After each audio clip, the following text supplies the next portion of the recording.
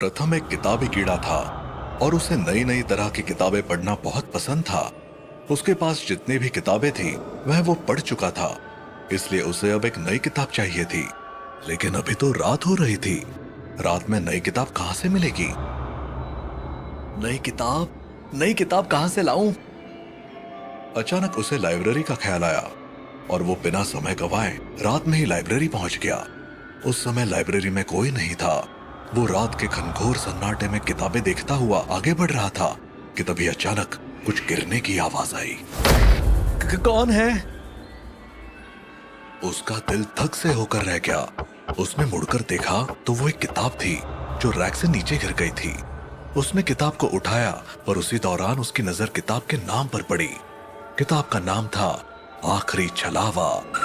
ये नाम पढ़ते ही उसने डिसाइड कर लिया कि वो यही किताब पढ़ेगा। यही किताब सही रहेगी, काफी इंटरेस्टिंग लग रही है। वो फौरन उस किताब को इशू कराने रिसेप्शन पर पहुंचा, लेकिन वहां कोई नहीं था। कौन है? हेलो। लाइब्रेरी का सन्नाटा उसे बेचैन करने लगा। उस सन्नाटे में एक अजीब सा शोर था जिसे वो कानों से नहीं बल्कि डायरेक्ट दिमाग से सुन रहा था। अचानक उसे ऐसा महसूस हुआ जैसे कोई उसकी ओर देख रहा हो। कोई है? वो चौंक कर बोला, लेकिन वहां कोई नहीं था। उसने खुद को समझाने की कोशिश की कि शायद मेरा वहम होगा। तभी अचानक पास की खिड़की के शीशे पर किसी चीज की हल्की सी छाया दिखाई दी।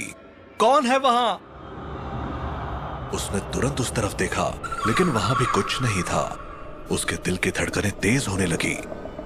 मुझे इस किताब को यहीं छोड़कर चले जाना चाहिए, कुछ तो अजीब है इस लाइब्रेरी में। तभी एक ठंडी हवा का झोंका उसके चेहरे से टकराया।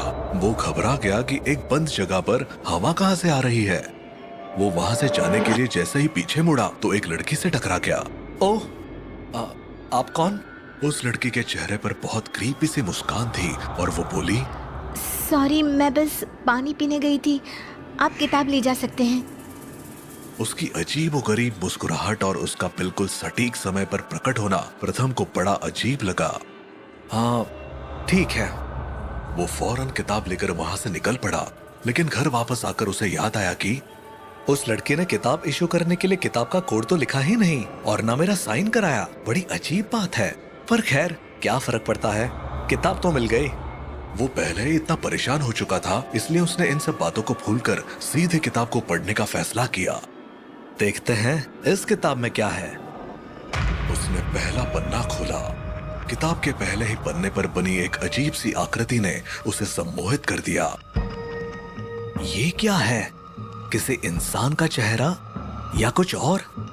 दूसरे पन्ने से शब्दों का खेल ऐसा शुरू हुआ कि वो आखिरी छलावा की घटनाओं के जाल में खोता चला गया। ये तो बहुत दिलचस्प है।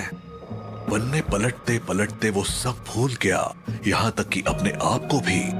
रात गहराती गई, परंतु प्रथम के लिए समय मानो ठहर गया हो। इस किताब में कुछ तो खास है। आखिरकार जब उसने आखिरी पन्ना पलटा तो उसने महसूस किया कि किताब खत्म हो चुकी है। उसने नजरें उठाई और देखा कि खिड़की के बाहर सूरज की किरणें फैल रही थी। पूरी रात बीत चुकी थी और सुबह हो गई थी। रात भर उस किताब ने उसे पूरी तरह से अपने शिकंजे में जकड़ रखा था। अरे, आज तो मुझे दोस्तों के साथ उनके फार्म हाउस पर जाना था। वो जल्दी जल्दी तैयार हुआ और दोस्तों से मिलने निकल पड़ा। उसके दोस्त मस्ती मजाक में लगे हुए थे, लेकिन प्रथम कुछ अलग थलग और शांत था। उसके हाथ में वो किताब अभी भी थी। क्या बे, ये किताब क्यों लेकर आया है? कोई एग्जाम देने जा रहा है क्या? सब लोग हंस पड़े, लेकिन प्रथम पर कोई असर नहीं पड़ा। फार्म हाउस पहुंचने के बाद वो सब बाहर खुली हवा में बैठने का मन बनाते हैं। रात का समय था और चारों ओर एक अजीब सा सन्नाटा पसरा हुआ था। आसमान में तारों की हल्की चमक और घने पेड़ों की छाया ने माहौल को और भी डरावना बना रखा था। वो सब कुर्सियां डालकर एक गोल घेरे में बैठ गए और आपस में डरावनी कहानियां सुनाने लगे। तुम्हें पता है, चुड़ैल अपने शिकार का सारा खून पी जाती है। दिनेश ने चुड़ैल की ऐसी कहानी सुनाई कि जिससे सबके रोंगटे खड़े हो गए। फिर गौरव ने टायन की कहानी सुनाई और धीरे धीरे डर का माहौल गहराने लगा। प्रसून ने सरकटे के बारे में बताया, जो बिना सर की एक भटकती आत्मा थी। पुलकित ने बीड़ी मांगने वाले भूत की कहानी सुनाई। उस भूत ने मेरे दादा से बीड़ी मांगी थी, उन्होंने उसे मना कर दिया और फिर उनके बीच लड़ाई हो गई। ये सुनकर तो सबको हंसी आ गई, लेकिन जब प्रथम ने बोलना शुरू किया तो सब सीरियस हो गए, क्योंकि उसकी आवाज में एक अलग ही सिहरन थी। उसने धीरे धीरे छलावा के बारे में बताना शुरू किया। छलावा एक ऐसी आत्मा है जो अपना शिकार खुद चुनती है। उसके शिकार को पता तक नहीं चलता कि उसके साथ क्या हो रहा है।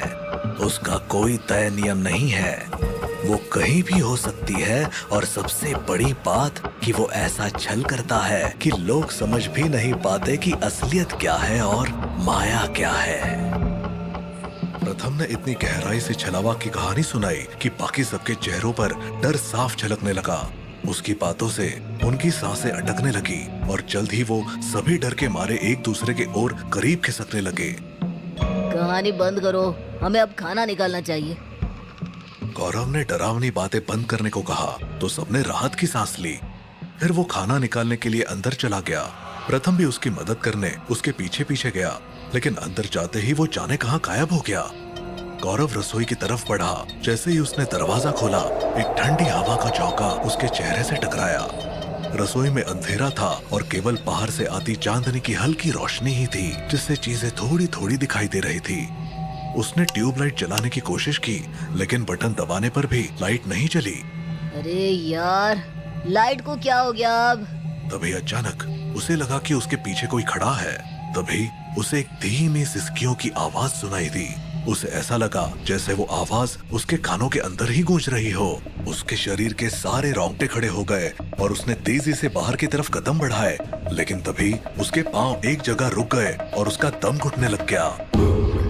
प्रथम, प्रथम कहाँ हो तुम? ये सब क्या हो रहा है? अचानक चारों ओर से परछाइयों ने उसे घेर लिया। उसने चीखने की कोशिश करी, लेकिन उसकी आवाज गले में अटक गई। उसे बहुत डर लग रहा था, लेकिन अब वो कुछ नहीं कर सकता था। परछाइयां उस पर झपट पड़ी और अगले ही पल कमरे में एक भयानक चुप्पी छा गई। बाहर बैठे दोस्तों को इस भयानक घटना का जरा सा भी अंदाजा नहीं था। जब काफी देर तक गौरव वापस नहीं आया तो दिनेश उसे अंदर देखने गया। अंदर अंधेरा छाया हुआ था और घना सन्नाटा था। सिर्फ उसके कदमों की आवाज सुनाई दे रही थी।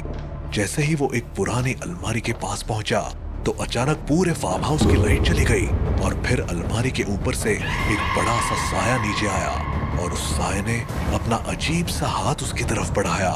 उस हाथ ने उसकी गर्दन कस के पकड़ ली। दिनेश छटपटाने लगा और उसके पैर जमीन से ऊपर उठने लगे। दिनेश ने चीखने की कोशिश की, लेकिन आवाज उसके गले में ही अटक गई। अंत में एक तेज चीख छूट गई और बाहर तक पहुंची और प्रसून और पुलकित दौड़ते हुए अंदर आए। गौरव, दिनेश, कहाँ हो तुम दोनों? प्रथम कहाँ हो? उन्होंने मोबाइल की फ्लैशलाइट जलाई तो वहां का मंजर देखकर उनके होश उड़ गए। गौरव और दिनेश दोनों की लाशें जमीन पर बिखरी पड़ी थी और उनका चेहरा डर के मारे बिगड़ गया था। हर तरफ खून ही खून था। ये सब देखकर उनकी रूह कांप उठी। प्रथम कहाँ है? वो तो हमें दिख ही नहीं रहा है। तभी उन्हें एहसास हुआ कि प्रथम उनके साथ नहीं है। वो दोनों घबराए हुए प्रथम को आवाज लगाने लगे, लेकिन प्रथम का कहीं अता पता नहीं था। उन्हें और ज्यादा देर वहां रुकना ठीक नहीं लगा तो दोनों वहां से भाग निकले। उन्होंने कार स्टार्ट की और पूरी रफ्तार से वहां से निकल गए।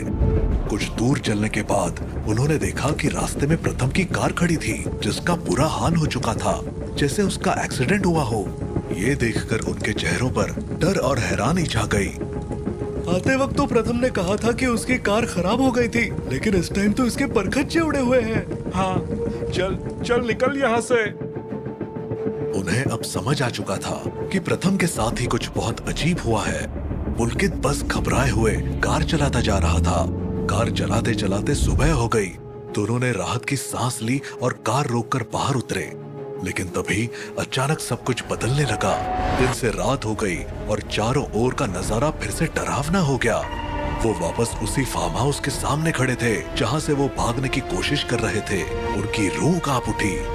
उन्हें प्रथम की कही हुई बातें याद आई, कैसे उसने छलावे के बारे में बताया था जो भयानक भ्रम पैदा कर सकता है।